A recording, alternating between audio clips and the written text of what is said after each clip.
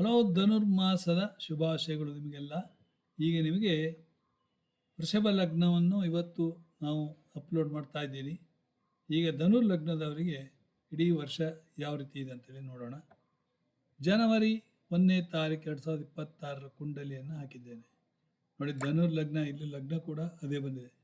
So ಆದ್ದರಿಂದ ನೀವು ಇದನ್ನು ತಗೊಳ್ಬೋದು. ಏನು ಇಲ್ಲಿ ನೋಡಿ, ಈವನ್ ಅಷ್ಟಕ ವರ್ಗ ಕೂಡ ನೀವು ಇದನ್ನೇ ತಗೊಳ್ಬೋದು. ಓಕೆ, ಧನುರ್ ಲಗ್ನದಲ್ಲಿ ರವಿ, ಶುಕ್ರ, ಕುಜ, ಬುಧ, ಬುಧಾದಿತ್ಯ ಯೋಗ ಇದೆ, ಲಕ್ಷ್ಮೀನಾರಾಯಣ ಯೋಗ ಇದೆ. ಬುಧ ಶುಕ್ರ ಲಕ್ಷ್ಮೀನಾರಾಯಣ ಯೋಗ, ರವಿ ಬುಧ ಬುಧಾದಿತ್ಯ ಯೋಗ, ಕುಜ ರವಿ ಕುಜ ಸ್ನೇಹಿತರು, ಶುಕ್ರ ಕುಜ ಲವ್ ಪ್ಲಾನೆಟ್ಸ್. ಅದರರ್ಥ ಇವರಿಗೆ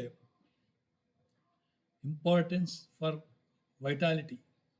ಓಕೆ, ಇವರಲ್ಲಿ ಒಂದು ರೀತಿಯಲ್ಲಿ ಗತ್ತು, ಅಹಂಕಾರ, ಆಡಳಿತ, ಶೌಕೀನ್, ತಲೆ ಎಲ್ಲ ಕರೆಕ್ಟ್ ಇದೆ. ಇಲ್ಲಿ ನೀವು ಅಷ್ಟಕ ವರ್ಗ ನೋಡಿದ್ರಂತೂ ಬಾಯಿ ಮುಚ್ಕೊಂಡು ಕೂತ್ಕೋಬೇಕು. ಧನು ಲಗ್ನದವರಿಗೆ ನೋಡಿ 46 ಲಾಭದಲ್ಲಿ, ಖರ್ಚು 21, ಧನ 28, ಉಳಿತಾಯ ಜನವರಿಯಲ್ಲಿ ಇವರು ಉಳಿತಾಯ ಮಾಡ್ತಾರೆ. ಅದೇ ಜನವರಿ 27ಕ್ಕೆ ಇದೆಲ್ಲ ಇಲ್ಲಿ 2ನೇ ಮನೆಗೆ ಬರ್ತಾರೆ ನೋಡಿ. ಧನು ಲಗ್ನದವರಿಗೆ ಎಷ್ಟು 10ನೇ ಮನೆ ವೃತ್ತಿ ಮನೆಯಲ್ಲಿ 32 ಇದೆ, ಆಯಿತಾ. ಸುಖ ಸ್ಥಾನದಲ್ಲಿ 32 ಇದೆ. ಆಮೇಲೆ 31 6ನೇ ಮನೆ, ಇದೊಂದು ಸ್ವಲ್ಪ ಜಾಸ್ತಿ ಆಯಿತು 31.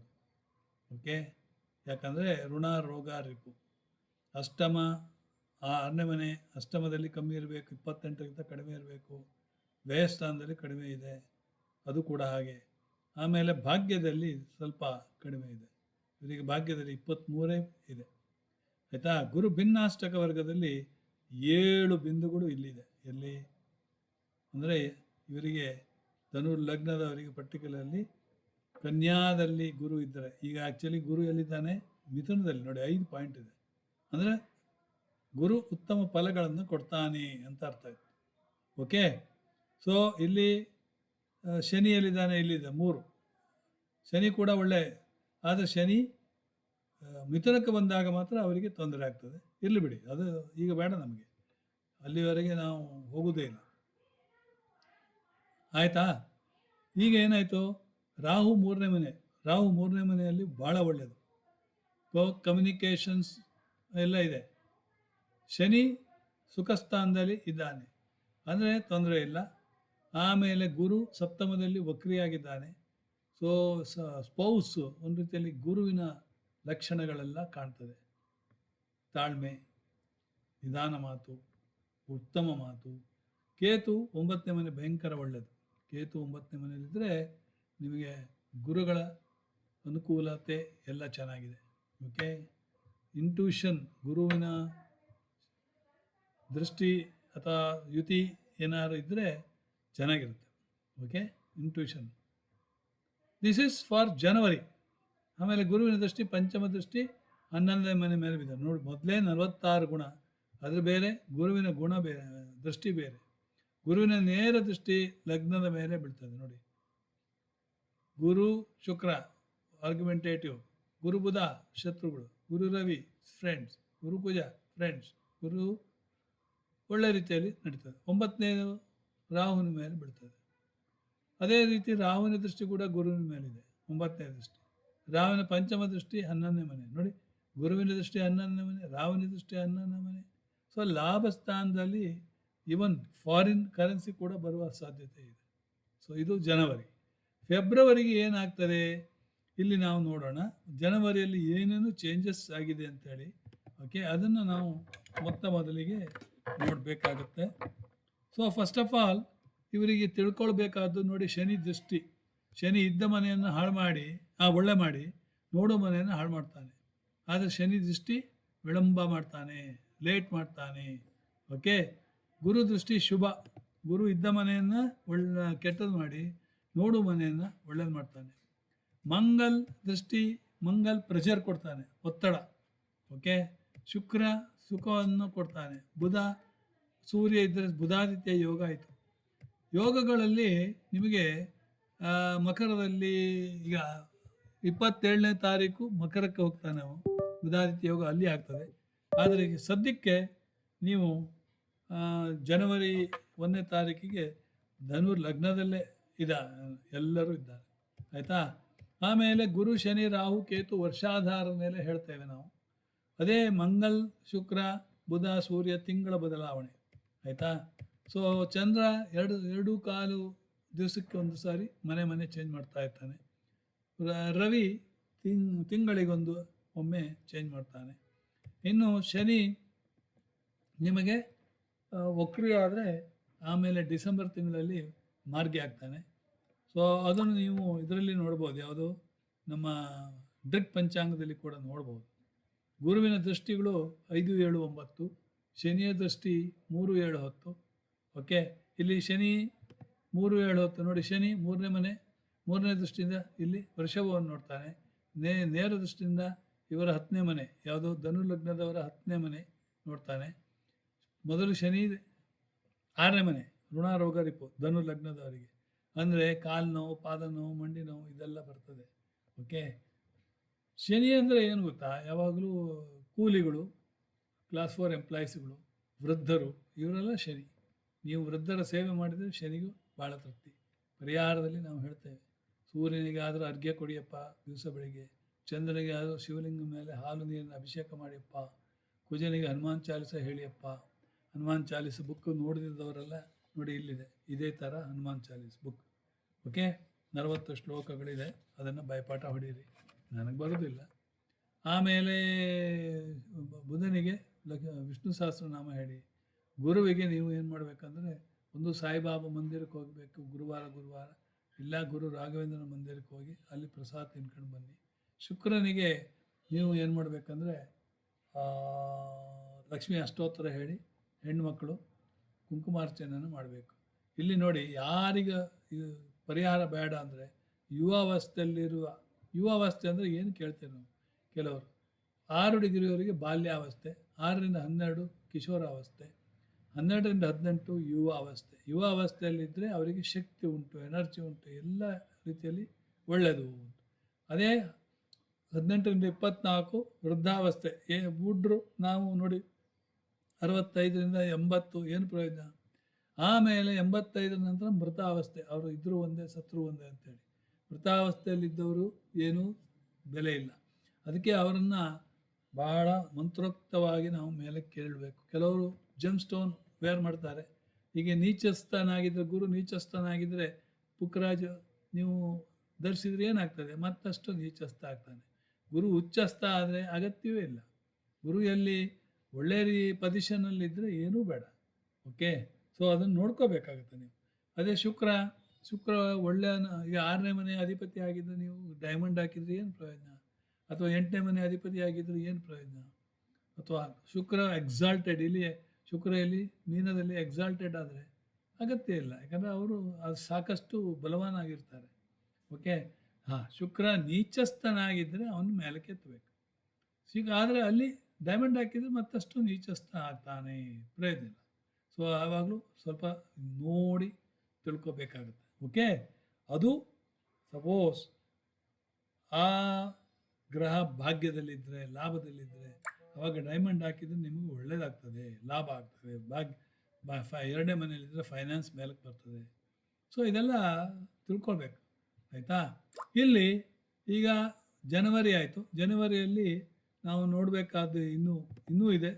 ಜನವರಿ ಅಂತಲ್ಲ, ಗುರು ಮಾರ್ಗಿ ಆಗ್ತಾನೆ. ಜೂನ್ 2ನೇ ತಾರೀಕು ಅವನು ಮಿಥುನವನ್ನು ಬಿಟ್ಟು ಕಟಕಕ್ಕೆ ಹೋಗ್ತಾನೆ. ನೆನ್ಪಿಟ್ಕೊಳ್ಳಿ, ಧನು ಲಗ್ನಕ್ಕೆ ಕಟಕಕ್ಕೆ ಹೋದರೆ ಏನಾಗುತ್ತೆ, ಅಷ್ಟಮ ಸ್ಥಾನ ಆಗ್ತದೆ. ಓಕೆ, ಗುರು ಅಷ್ಟಮ ಸ್ಥಾನಕ್ಕೆ ಹೋದರೆ ಇವರಿಗೆ ತೊಂದರೆ. ಅವ ಸಿಂಹಕ್ಕೆ ಹೋದರೆ ಮಾತ್ರ ಇವರಿಗೆ ಒಳ್ಳೆಯದು. ಓಕೆ, ಅದಕ್ಕೆ ಇನ್ನೂ ಟೈಮ್ ಇದೆ. ಸೊ 2027 ಸಿಂಹಕ್ಕೆ ಹೋಗುವಾಗ 2027 ಆಗ್ತದೆ. ಓಕೆ, ಸೊ ರಾಹು 3ನೇ ಮನೆ ಭಾಳ ಒಳ್ಳೆಯದು. ಈಗ ಇದರಲ್ಲಿ ನೋಡೋಣ. ಶನಿ ವರ್ಷಫಲ ಸ್ಥಿರ ನಾವು ಹೇಳ್ತೇವೆ ಶನಿಗೆ. ಆಮೇಲೆ ರಾಹುಗೆ ಅವರು ಅನ್ಕನ್ವೆನ್ಷನಲ್ ಪ್ಲ್ಯಾನೆಟ್ ಅಂತೇಳಿ. So you cannot believe Rahu. ಕೇತುವನ್ನು ನಂಬೋದು, ಆಧ್ಯಾತ್ಮಿಕತೆ ಜಾಸ್ತಿ ಕೇತು ಇದ್ದರೆ. ಓಕೆ, ಸೊ ಮಂಗಳ ಸಂಚಾರ ಇದ್ದರೆ ಯಾವಾಗಲೂ ಒತ್ತಡ, ಜಗಳ, ಧೈರ್ಯ, ಅಪಘಾತ, ಜಾಗ್ರತೆ. ಆಕ್ಸಿಡೆಂಟ್ ಆಗುತ್ತೆ. ಮಂಗಳ 8ನೇ ಮನೆಯಲ್ಲಿದ್ದರೆ ನಿಮಗೆ ಆಕ್ಸಿಡೆಂಟಲ್ಲಿ ಗ್ಯಾರಂಟಿ. ಓಕೆ, ನೀವು ಏನೂ ಇಲ್ಲದೆ ಇದ್ದರೆ ಕಾರನ್ನು ರಿವರ್ಸ್ ಮಾಡುವಾಗ ಕಂಪೌಂಡಿಂಗು ಮರಕ್ಕೋ ತಾಗಿಯೇ ತಾಗುತ್ತೆ. ಅದು ಶುದ್ಧ 100% ನಿಮಗೆ ಟ್ರೂ. ಓಕೆ, ಶುಕ್ರ ಸಂಚಾರ ಸಂಬಂಧಗಳು, ಹಣಕಾಸು, ಸೌಂದರ್ಯ ಎಲ್ಲ. ಈಗ ಶುಕ್ರನಿಂದಾಗಿ ಹಣ ಬರ್ತದೆ ಅಂತೇಳಿ ನಾನು ಒಪ್ಪೋದಿಲ್ಲ. ಶುಕ್ರ ನಿಮಗೆ ಏನು ಬೇಕಂದರೆ ದೊಡ್ಡ ದೊಡ್ಡ ಕಾರ್ನಲ್ಲಿ ಹೋಗಲಿಕ್ಕೆ, ಒಳ್ಳೆ ಫ್ಯಾಷನ್ ಮಾಡಲಿಕ್ಕೆ ಅದೆಲ್ಲ ಶುಕ್ರ ಬೇಕು. ಆರ್ಟಿಸ್ಟಿಕ್, ಶುಕ್ರ ಕ್ರಿಯೇಟಿವಿಟಿ. ಈಗ ನೋಡಿ, ನಂದು ಶುಕ್ರ ಮತ್ತು ಬುಧ ಪಂಚಮದಲ್ಲಿದ್ದ ಪೂರ್ವ ಪುಣ್ಯ ಸ್ಥಾನದಲ್ಲಿ. ಆಮೇಲೆ ಆರ್ಟಿಸ್ಟಿಕ್ ಕ್ರಿಯೇಟಿವಿಟಿ ಪರ್ಸನ್. ಯಾಕಂದರೆ ನನಗೆ 5ನೇ ಮನೆ ಕ್ರಿಯೇಟಿವಿಟಿ. ಓಕೆ, ನನಗೆ ಏನಂದರೆ ಹಾಡಲಿಕ್ಕೆ ಗೊತ್ತುಂಟು, ಕುಣಿಲಿಕ್ಕೆ ಗೊತ್ತುಂಟು, ಕಂಪೋಸ್ ಮಾಡ್ತಾನೆ, ಕಂಪೋಸ್ ಮಾಡಿ ಡ್ರಾಮಾದಲ್ಲಿ ಆ್ಯಕ್ಟ್ ಮಾಡಿದ್ದೇನೆ. ಸೊ ಇದೆಲ್ಲ ನಿಮಗೆ ಯಾವುದು ಶುಕ್ರನ ಗತಿಯಿಂದ. ಶುಕ್ರ ತುಲಾದಲ್ಲಿದ್ದಾನೆ, ಮಾಳವ್ಯ ಯೋಗ ಉಂಟಾಗಿದೆ. ಸೊ ಬುಧ ಎಕ್ಸಾಲ್ಟೆಡ್ ಭಾವಕುಂಡಲಿಯಲ್ಲಿ ಇದರಲ್ಲಿದ್ದಾನೆ, ಕನ್ಯಾದಲ್ಲಿದ್ದಾನೆ, 4ನೇ ಮನೆಯಲ್ಲಿ ಎಕ್ಸಾಲ್ಟೆಡ್. ಇದೆಲ್ಲ ನೋಡಿ ಫಲ ಹೇಳಬೇಕಾಗುತ್ತೆ. ಓಕೆ, ಇಲ್ಲಿ ನೋಡಿ, ಗುರು ಮಾರ್ಚ್ 11ರಿಂದ ಮಾರ್ಗಿ, ಯಾವುದೋ ರೆಟ್ರೋ ಇದ್ದವ ಮಾರ್ಗಿ ಆಗಿಬಿಟ್ಟ. 2ನೇ ತಾರೀಕು ಜೂನ್ 2ನೇ ತಾರೀಕು ಅವನು ಚೇಂಜ್ ಆಗ್ತಾನೆ. ನೋಡಿ, ಕಟಕ ರಾಶಿಗೆ ಪ್ರವೇಶಿಸ್ತಾನೆ. ಉಚ್ಚಸ್ಥಾನ, ಕಟಕ ಎಂಬುದು ಗುರುವಿನ ಉಚ್ಚಸ್ಥಾನ. ಆಯಿತಾ? ಇನ್ನೀಗ ಫೆಬ್ರವರಿಯಲ್ಲಿ ಏನಿದೆ ಅಂತ ಹೇಳಿದರೆ ನೋಡಿ, ಮಕರಕ್ಕೆ ಬಂದ ಅಲ್ಲ, ರವಿ ಮಕರ ಅಂದರೆ ಅಲ್ಲಿ 17ನೇ ತಾರೀಕೆ ಮಕರಕ್ಕೆ ಹೋಗ್ತಾನೆ.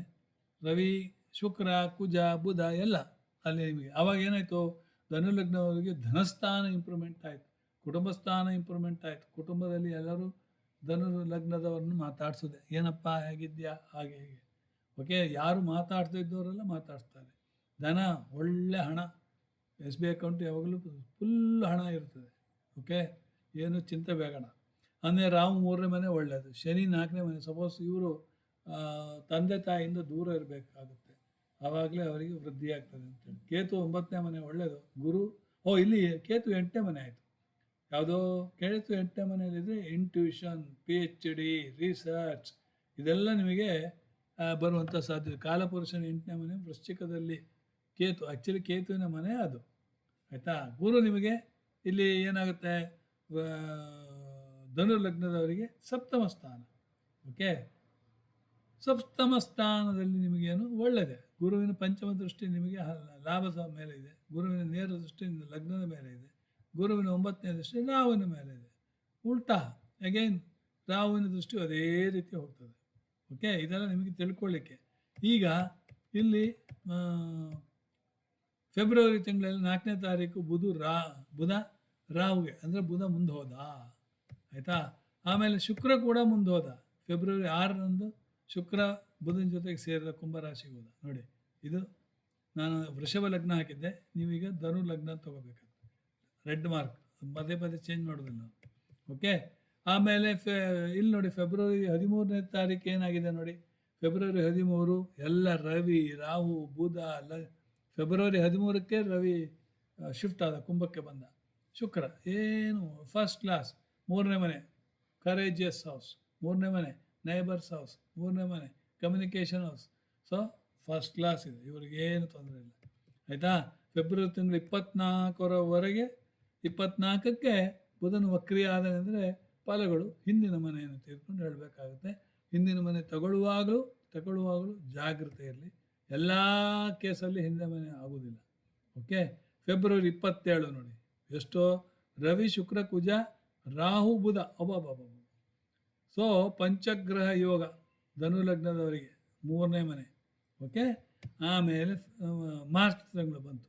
ಮಾರ್ಚ್ ತಿಂಗಳು ಧನು ಲಗ್ನದವರಿಗೆ ಯಾವ ರೀತಿ ಇದೆ ನೋಡಿ. ಮಾರ್ಚ್ 1ನೇ ತಾರೀಕು ಸೇಮ್, ಯಾವುದೋ ಫೆಬ್ರವರಿ 28ರಲ್ಲಿ ಹೇಗಿತ್ತೋ ಅದೇ ರೀತಿ ಇಲ್ಲಿ ನಿಮಗೆ 3ನೇ ಮನೆ ಧೈರ್ಯ, ನೇಬರ್ಹುಡ್ ಅದೆಲ್ಲ ಚೆನ್ನಾಗಿದೆ. ಓಕೆ, ಆಮೇಲೆ ರಾಹು 3ನೇ ಮನೆಯಲ್ಲಿದ್ದು ಭಾಳ ಒಳ್ಳೆಯದು. ಕೇತು ನಿಮಗೆ ಭಾಗ್ಯದಲ್ಲಿದ್ದ ಹಾಗೆ ಆಯಿತು. ಗುರು ಆಮೇಲೆ ಸರ್ಕಾರ ಎಲ್ಲ ನಿಮಗೆ ಫೇವರಬಲ್ ಆಗಿದೆ. ಓಕೆ, ಇನ್ನು ಮಾರ್ಚ್ 2ನೇ ತಾರೀಕು ವೀನಸ್ ಜಾಯಿಂಟ್ ಸ್ಯಾಟರ್ನ್ ಮೀನರಾಶಿ. ಓಕೆ, ಶುಕ್ರ ಅಲ್ಲಿ ಹೋದ, ಎಲ್ಲಿಗೆ, ಮೀನಕ್ಕೆ ಹೋದ. ಶುಕ್ರ ಎಕ್ಸಾಲ್ಟೆಡ್. ಉಚ್ಚ ಶುಕ್ರ ನೋಡಿ ಎಷ್ಟು ಚೆನ್ನಾಗಿದೆ. 4ನೇ ಮನೆಯಲ್ಲಿ ಶುಕ್ರ ಅಂದರೆ ದೊಡ್ಡ ಗಾಡಿ, ದೊಡ್ಡ ಬಂಗ್ಲಾ ಅಂತೇಳಿ ಆಗ್ತದೆ. ಮಾರ್ಚ್ 11ಕ್ಕೆ ಏನಾಗುತ್ತೆ? ಮಾರ್ಚ್ 11ಕ್ಕೆ ಗುರು ಬಿಕಮ್ಸ್ ಡೈರೆಕ್ಟ್. ಗುರು ವಕ್ರಿದ್ದ ಅಲ್ಲ, ಈಗ ನೋಡಿ ಗುರು ಡೈರೆಕ್ಟ್ ಆಗ. ವಕ್ರಿ ಆದ್ಕೊಳ್ಳೆ. ಈಗ ಸಪೋಸ್ ಗುರು ವಕ್ರಿ ಆದರೆ ಏನಾಗುತ್ತೆ ಕೇಳ್ತೀರಿ ನೀವು. ಗುರು ಪಂಚಮದಲ್ಲಿದ್ದರೆ ಪುತ್ರಕಾರಕ ಗುರು ಪಂಚಮದಲ್ಲಿ ಅಂತ, ಮಕ್ಕಳಾಗೋದು ಕಷ್ಟ. ಕಾರಕವು ಭಾವನಾಶಾಯ. ಅದೇ ಪುತ್ರಕಾರಕನಾಗಿ ಪುತ್ರಸ್ಥಾನದಲ್ಲಿದ್ದರೆ ನಿಮಗೆ ಮಕ್ಕಳಾಗೋದು ಕಷ್ಟ, ಡಿಲೇಡ್. ಆಯಿತಾ? ಅದೇ ವಕ್ರಿ ಆದರೆ ಮಕ್ಕಳು ವಕ್ರಿ. ಕೆಲವರಿಗೆ ಮೊನ್ನೆ ಒಬ್ಬರು ಬಂದಿದ್ದರು, ನಮ್ಮ ಮಗ ಬಗ್ಗೆ ಹೇಳಿ ಅಂತ. ಏನು ನಿಮ್ಮ ಮಗ ಅಪಂಗನ ಕೇಂಡೆ? ಹಾಂ ಹೌದು, ನಿಮಗೆ ಹೆಂಗೆ ಗೊತ್ತಾಯ್ತು? ನೋಡಿ, ವಕ್ರಿ ಪಂಚಮದಲ್ಲಿ ಕೂತಿದ್ದ. ಗುರು ವಕ್ರಿ ಅಂದರೆ ಮಕ್ಕಳು ವಕ್ರಿ. ಏನಾದ್ರು ಒಂದು ಆಗ್ಬೇಕು. ಮಕ್ಕಳು ವಕ್ರಿ ಅಂದರೆ ಏನು? ಜ್ಞಾನದಲ್ಲಿ ವಕ್ರಿ, ಬುದ್ಧಿಯಲ್ಲಿ ವಕ್ರಿ. ಹಾಗೆ ಬುಧ ವಕ್ರಿ ಆದರೆ ಬುದ್ಧಿ ವಕ್ರಿ, ಕೊಂಕು ಬುದ್ಧಿ ಅವ. ಓಕೆ, ಡೊಂಕು ಬುದ್ಧಿ ಅವ. ನಾವು ಹೇಳ್ತೇವೆ ಬೇರೆಯವರಿಗೆ, ನೀನು 7 ಆದರೆ ನಾನು 7 ಅಂತ. ಯಾಕಂದರೆ ನಂದು 7th October 1952, 7 ಕೂಡಿಸಿದ್ರು 7. ನೀನು 7 ಆದರೆ 7 ಅಂದರೆ ಡೊಂಕು ಬುದ್ಧಿಯವರು ಅಂತ. ನೀನು 7 ಆದರೆ ನಾನು ಡಬಲ್ ಡೊಂಕು ಅಂತ ಹೇಳೋದುಂಟು. ಅದೇ ಥರ ಇದು ಹಾಗೆ. ಓಕೆ, ಸೊ ಮಾರ್ಚ್ 15ರಂದು ನಿಮಗೆ ನೋಡಿ ಸೂರ್ಯ ಮೀನಕ್ಕೆ ಹೋಗ್ಬಿಟ್ಟ. ಮಾರ್ಚ್ 15ನೇ ತಾರೀಕು ಸೂರ್ಯ ಎಲ್ಲಿಗೆ ಹೋದ? ಮೀನಕ್ಕೆ ಹೋದ. ಸೂರ್ಯ, ಶುಕ್ರ, ಶನಿ. ಬಾಪ್ರೆ, ರವಿ ಶನಿ ಅಂದರೆ ಪಿತಾ ಆಮೇಲೆ ಪುತ್ರರ ಜೊತೆಗೆ ಆಗೋದಿಲ್ಲ.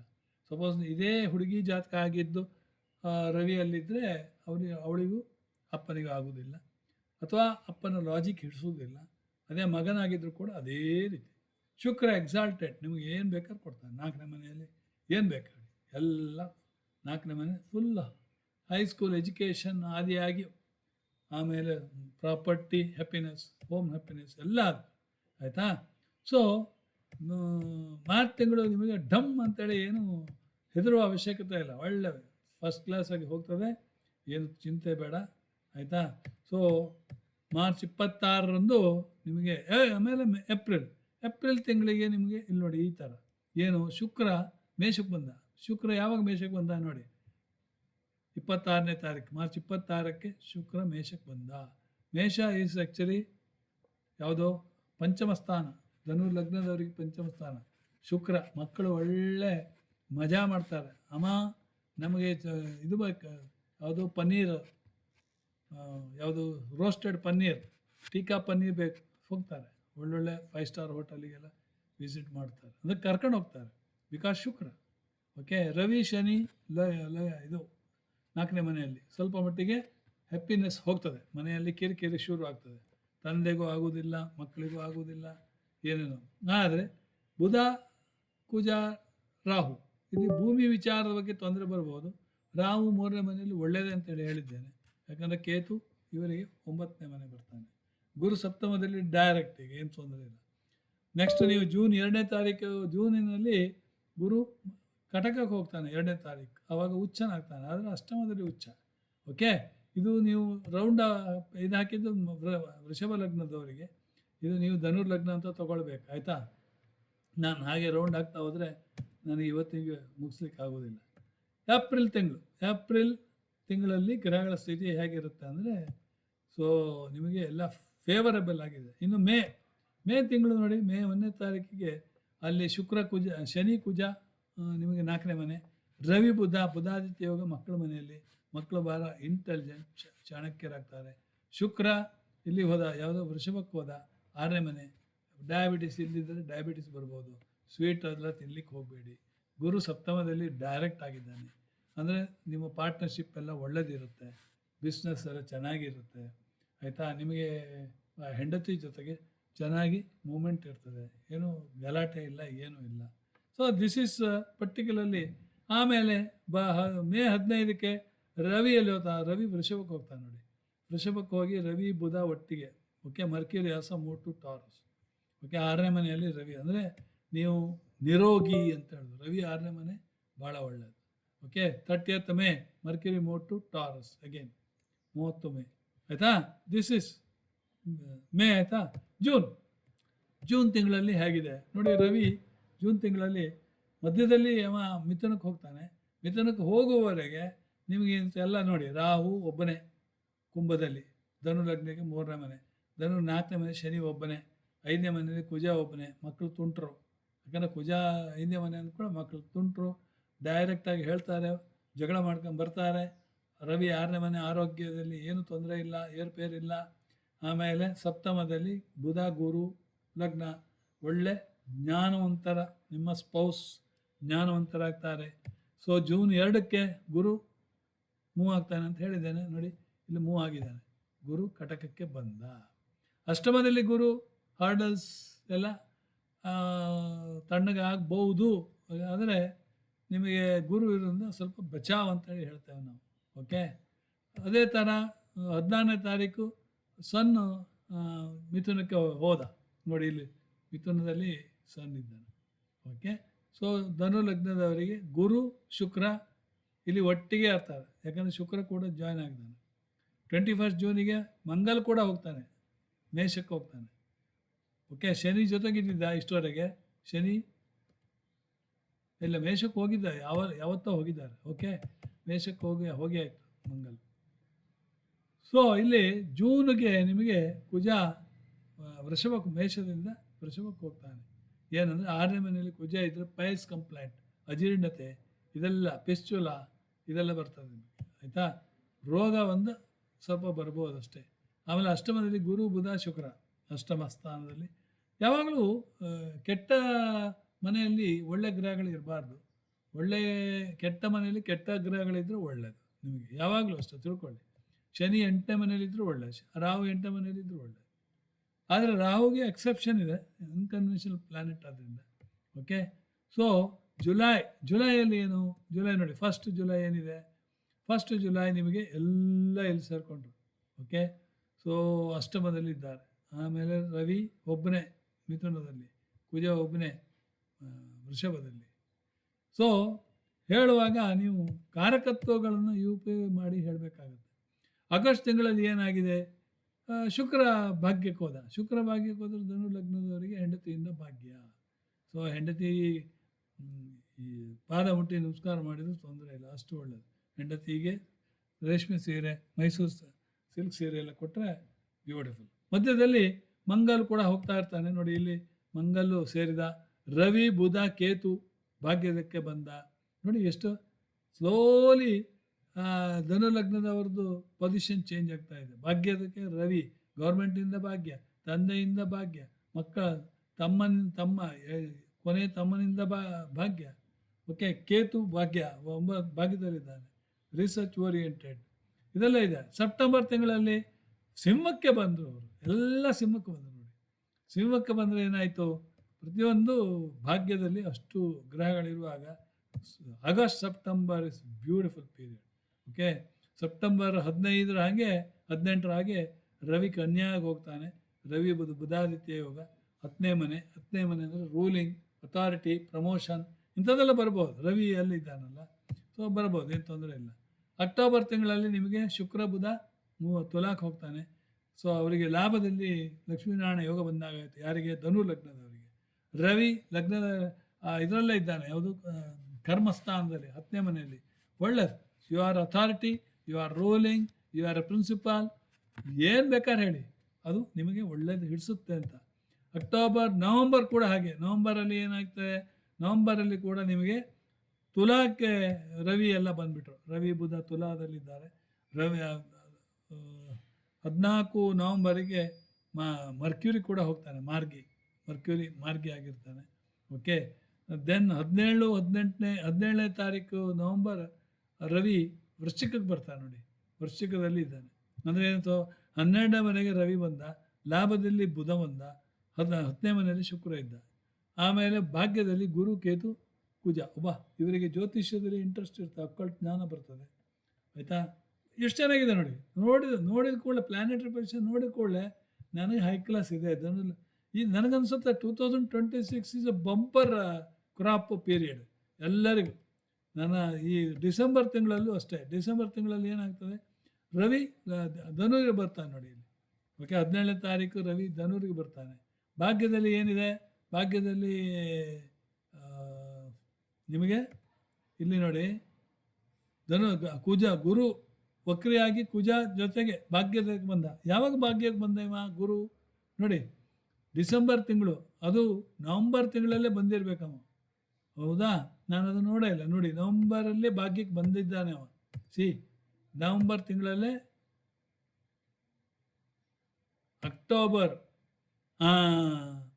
Next 31st October planetary positions. ನೋಡಿ ಇಲ್ಲಿ 18th October sun moves to Libra.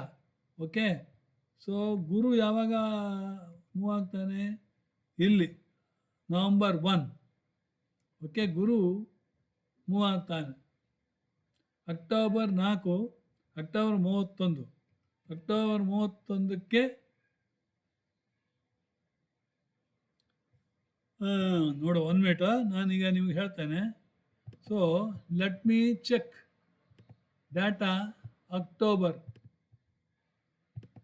October ಇಲ್ಲಿ 15 ಹಾಕ್ತೇನೆ ನಾನು. 15 ಓಕೆ, ಅಲ್ಲಿದೆಯಾ? ಸೊ ಇಲ್ಲಿ ಅಕ್ಟೋಬರಿಂದ ನಾನು ಹೋಗ್ತಾ ಇರ್ತೇನೆ. ಈಗ ನೋಡಿ, 16, 17, 18, ರವಿ ಚೇಂಜ್ ಅದ, ತುಲಾಗೆ ಹೋದ. 19, 20, 21, 22, 23, 24, 23, 24, 25, 26, 27, 28, 29, 30, 31 ಇಲ್ವಾ? ನವಂಬರ್ 1ಕ್ಕೆ ಗುರು ಮೂವ್ ಆದ. ನೋಡಿ, 31st ಅಕ್ಟೋಬರಿಗೆ ಗುರು ಇಲ್ಲಿ ಕಟಕದಲ್ಲಿದ್ದವ. ನವಂಬರ್ 1ಕ್ಕೆ ನಿಮ್ಮ ಸ್ಟಾರ್ ಚೇಂಜ್ ಆಯಿತು. ನಾವು ಹೇಳ್ತೇವಲ್ಲ, ಸ್ಟಾರ್ ಚೇಂಜ್ ಆಯಿತು. ಗುರು ಎಲ್ಲಿ ಬಂದ? ಮಘ ನಕ್ಷತ್ರ 1ನೇ ಪಾದಕ್ಕೆ. ಅದೇ ಅಕ್ಟೋಬರ್ 31st ನೋಡಿ, ಆಶ್ಲೇಷ 4ನೇ ಪಾದದಲ್ಲಿದ್ದವ ಗುರು. ಅಕ್ಟೋಬರ್ 31 ಆಶ್ಲೇಷ 1ನೇ ತಾರೀಕು, ನವಂಬರ್ 1ಕ್ಕೆ ನೋಡಿ ಆಶ್ಲೇಷ ಹೋಯ್ತು. ನವಂಬರ್ 1ಕ್ಕೆ ಮಘ ಬಂದ. ಮಘ 1, ಅದಕ್ಕೆ ಗುರು ಸಿಂಹಕ್ಕೆ ಬಂದ. ಅರ್ಥ ಆಯ್ತಾ?